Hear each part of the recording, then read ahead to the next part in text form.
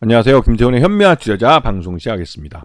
오늘은 이 총선을 앞두고 있어서 시장에서 이제 이 선거 이후에 이 정부 정책에 대한 관심들이 많아진 것 같습니다. 특히나 이제 태양광 또 풍력 이런 신재생 에너지에 대한 관심이 많아지면서 관련주들이 일제히 급반등을 나타내고 있죠. 이거는 윤석열 정부가 기존에 해왔던 이 에너지 정책이 시대착오적인 그 20세기 즉 저탄소 이런 그 기후 변화나 기후 협약에 따른 에너지 정책이 아닌 과거에 그 개발 독재 시대나 그 사용했던 이런 뭐 화력 발전이나 원자력 발전 같은 이런 기존의 이 화석 연료를 사용한 발전을 더 중요시 여기는 이런 정책에 머물고 있고, 특히나 이 태양광 발전 같은 경우는 이거를 과거 문재인 정부 시대에 그 민주 진보 세력이 세금을 도둑질하는 데 사용했다라는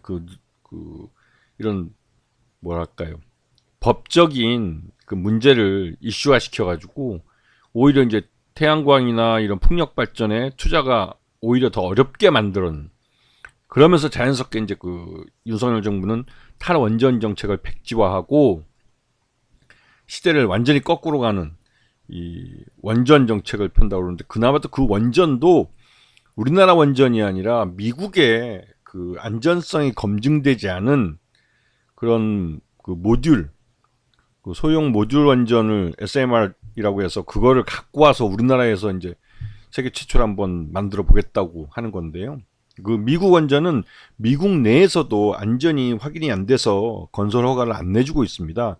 근데 그걸 우리나라 용인에다가 그 반도체 클러스터의 에너지원으로 사용하겠다고 얘기를 하고 있는데, 실제로 그렇게 될 경우 이제 강남이 그 원전 사고의 반경 안에 들어갑니다. 그렇게 되면 강남 땅은 이 용인에서 이 원전이 작은 사고라도 발생하면 소개 지역이 될 수가 있기 때문에 강남 지역은 못 쓰게 되는 땅이 될 가능성이 크죠. 서울 지역에. 근데 그쪽에 땅이나 집을 갖고 있는 분들은 이러한 사실을 잘 모르시는 것 같습니다. 그래서 윤석열 정부에서 용인에다가 이 미국의 그 소형 원전을 짓는 거는 솔직히 정신 나간 짓이라는 생각이 좀 들기도 합니다.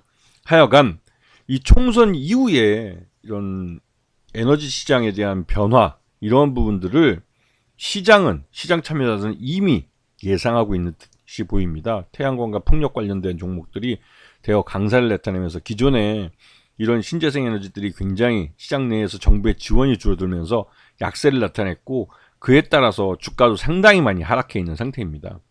자, 그런 대표적인 종목이 또 대명에너지라는 회사인데요. 이 대명에너지는 EPC라고 해서 풍력 발전이나 태양광 발전, 또 ESS 같은 에너지 저장 장치 같은 것들을 이용해서 이 발전소들을 만들고 하는 회사입니다. 그러다 보니 이 발전소를 짓고 하는 데 있어서 정부의 지원이나 또 이런 금융 지원 같은 것들이 필수적인데, 그러한 지원들이 윤석열 정부 2년 동안은 굉장히 많이 줄어들었죠. 그러다 보니 사업 자체가 쪼그라들 수밖에 없었습니다. 지금 앞에서 설명드렸듯이 이 풍력 발전이나 태양광 발전소, 그다음에 ESS 같은 에너지 저장 장치 같은 것들을 만들어서 이런 건설하고 시공하고 하는 것들을 주력 사업으로 삼고 있고, 이런 것들을 운영하는 데서 나오는 또 수수료를 또 챙기기도 하고, 또 전력 판매나 이런 것들에서도 수익을 얻기도 하는 그런 사업을 해왔던 업체입니다.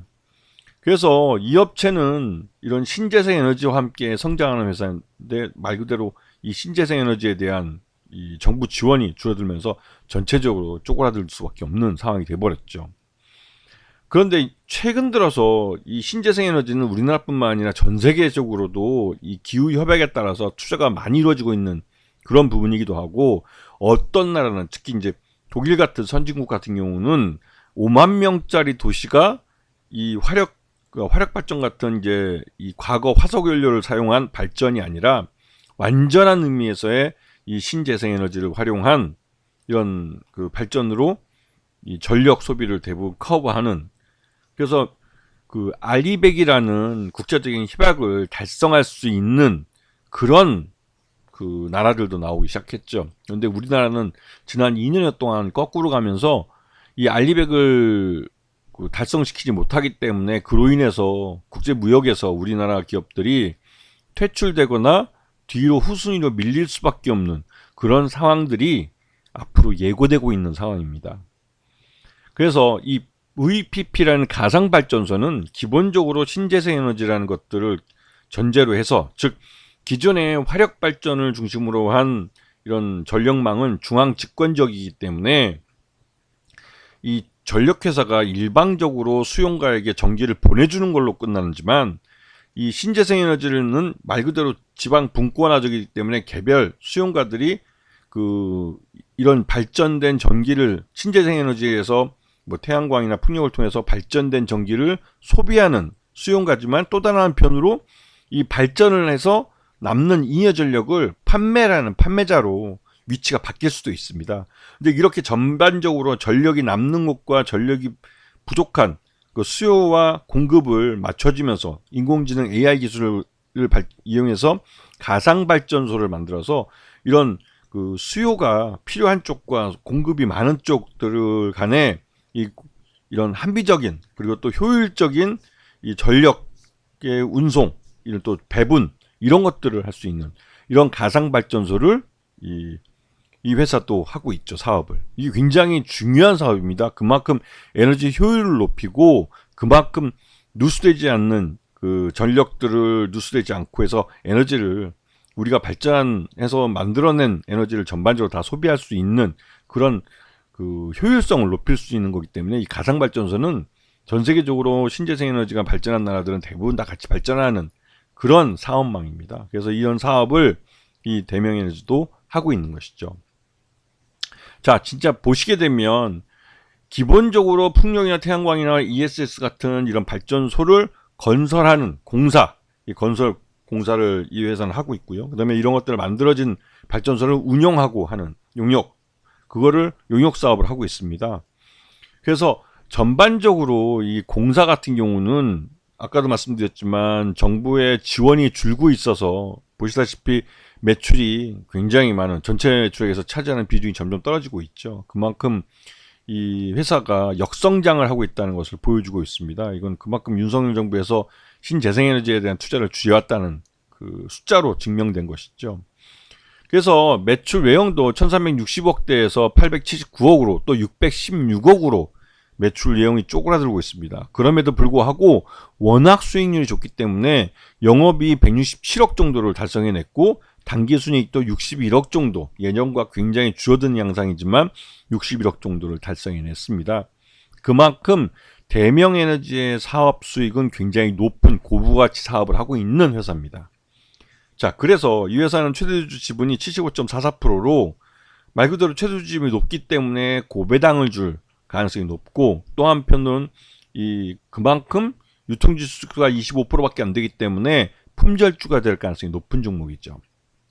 그래서 전체적으로 작년 하반기부터 해서 이 주가가 많이 흘러내렸습니다. 이거는 윤석열 정부가 이 탈원전 정책에 대해서 본격적으로 돈을 투자하겠다고 해서 원전에다가 예산을 많이 배정해주고, 또 한편으로는 이런 신재생 에너지에 대한 이 예산을 삭감하면서 그러한 배경으로 주가도 많이 흘러내렸습니다. 그만큼 대명에너지의 일감이, 그러니까 매출을 일으킬 수 있는 기회가 줄었다는 것을 이 주가가 보여주고 있는 것이죠. 하지만 이번 총선에서 이 야당이 승리할 경우 아리백에 대한 투자가 늘어나면 이 대명에너지 같은 경우는 사업의 영역, 시장 자체가 빠르게 성장할 수 있는, 그리고 기존의 윤석열 에너지 정책의 변화를 이 야당 중심으로 법적으로 가져올 수 있기 때문에 그러한 부분에 대한 기대감이 주가에 반영되고 있습니다. 그래서 2023년 실적 기준으로 봤을 때 적정 주가 18,000원 정도로 평가되고 있어서 현재 주가보다도 적정 주가보다도 이제 낮은 주가 상태에 있어서 지금은 말 그대로 이제 실적을 주가에 반영하는 흐름을 보여주고 있고, 또 한편으로는 총선 이후에 그 알리백을 충족시켜 줄 수 있는 그런 에너지 정책으로의 변화를 기대하는 그런 투자자들의 매수세가 유입되고 있는 모습이죠. 그래서 이 아리백은 윤석열 정부에서 시대착오적인 그 과거지향적인 그 화석연료를 중심으로 한, 또 이 원전을 중심으로 한 이런 에너지 정책으로는 달성할 수 없는 정책이기 때문에 이건 전 세계적인 흐름입니다. 그렇기 때문에 야당이 그 다수당이 된다면 이에 대한 정책 변화를 가져올 수 있고 그에 따라서 데미안에이지 같은 회사는 수혜를 볼 수 있다는 것이죠. 그렇기 때문에 지금 주가 흐름이 이렇게 나타나고 있는 겁니다. 아시겠죠? 자, 오늘 방송 여기서 마치겠습니다. 감사합니다.